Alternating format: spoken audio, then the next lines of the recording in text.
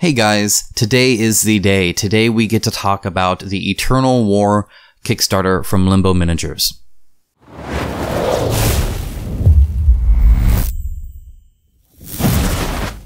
That's right, the Kickstarter to back this year has finally arrived. This is the biggest and baddest one I have seen yet, and it is looking awesome. So right off the bat, let's get right into it.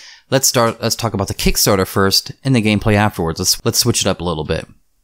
So to start things out, you're going to want to get at least the game itself, right? So that's the core box.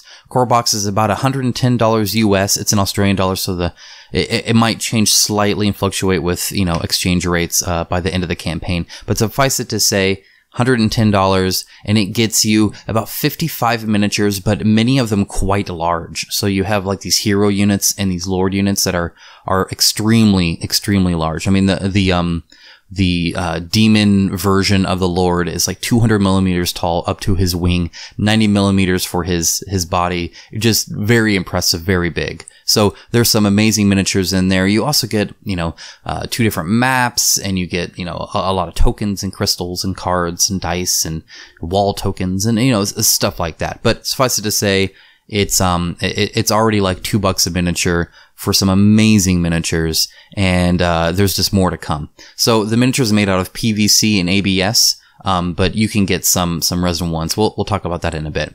Now the resin miniatures, those are add-ons, and those are anywhere from $40 per to $60 per, but there are 75 millimeter resin versions of some of the hero units right now. There'll be more to come soon. I don't know if they're going to offer the lords in resin.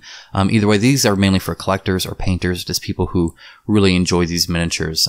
So they have like the Assassin Charlotte there, which I have a smaller version of. This would be a much larger version, that you could paint up, and it would look awesome and cool. And really, these are high quality stuff. So, I've unboxed several of their resin miniatures. Again, not all the scale, but you can go ahead and check that out. I'll put a link to that below.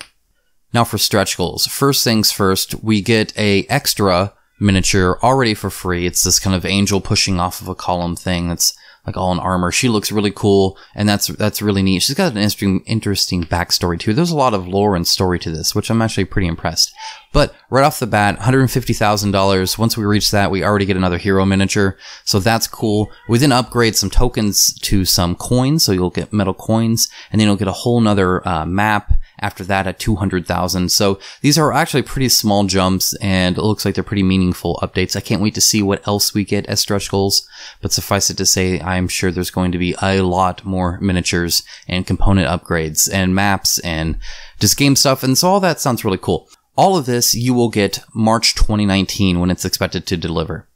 Alright, so enough about that. Let's talk a bit about the game. So the game's actually pretty interesting because it is just a basic kind of skirmish game where you attack your enemies, and you roll your dice, you add the amount of value, the face value of it, and then you subtract the defense from who it is you're attacking. But they have different abilities that can affect the die, or maybe you can roll extra die and then omit one, or pick the best, or pick the worst, or you can do a lot of kind of dice manipulation, which is great to reduce kind of a little bit of the randomness, which is always kind of nice. And then there's more manipulative things. There's also a lot of card use when it comes to like these divinities that you can have and stuff like that. And you can use like these fate crystals, which is kind of cool because to use them, you give them to your opponent. So it's one of those things where it's like, I can use this ability, but then you'll be able to use an ability back. So maybe I don't want to do that. And that kind of push-pull mechanic I really like. So I'm really looking forward to that. So I haven't read through all of the rule book yet, but suffice it to say, it sounds like there's actually a game involved in this. It's not just pretty miniatures.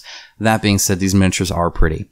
So I'm going to keep this brief. I'm going to go ahead and send you to the link below. If you did enjoy this video, if this was helpful to kind of see a bit of what's on offer here, what you can do, what you can get, and a little bit about the game so you can be a better informed backer, go ahead and hit that like button. Subscribe to see several of these painted, to see more Eternal War information, and I will talk to you soon.